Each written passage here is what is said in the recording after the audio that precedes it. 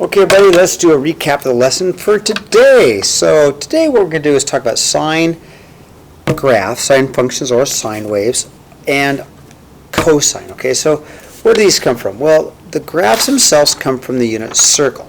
So the unit circle, one full revolution of unit circle goes from 0 to 2 pi. So my x-axis now is my angles, okay, call it theta.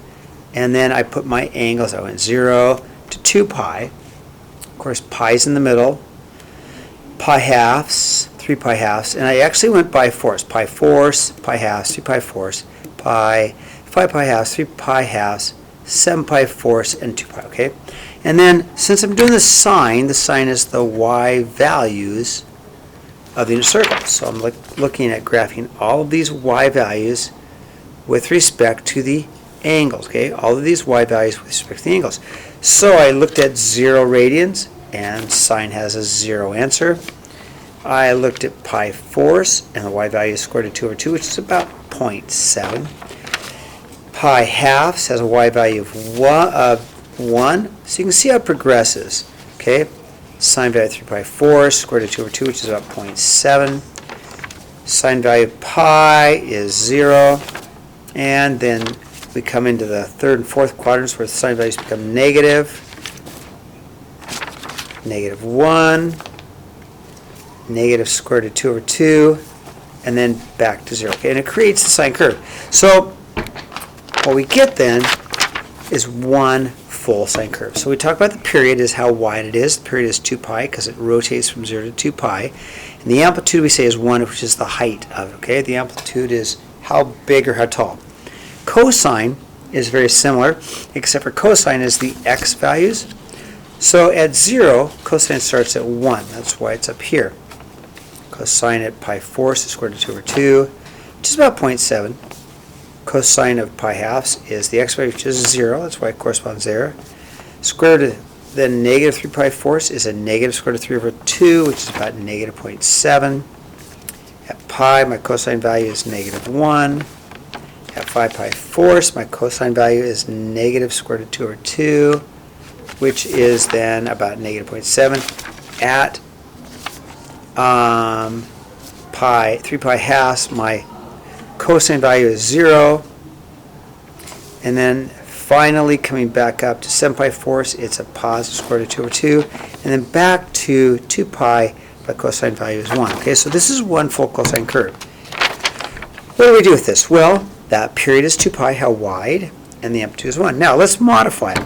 So, I want to take my sine curve and make it 3 times the sol. So the amplitude is 3, so I just take my sine curve and stretch it to a height of 2, 3, and -3, okay? So here's my new sine curve, but it's 3 times as tall, okay? If I turn the page and I want to change what we call the frequency.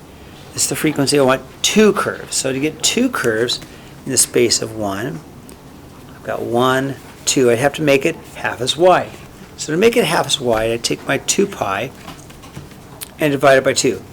So if I divide it by 2, I know that one curve is pi, the other curve is also pi. So to fit them both in, I've got 1, 2. Now, one of the things I think that is helpful for kids is if I just look at a standard sine curve, it's made up of what I call 5 important points. The beginning is at 0, 0.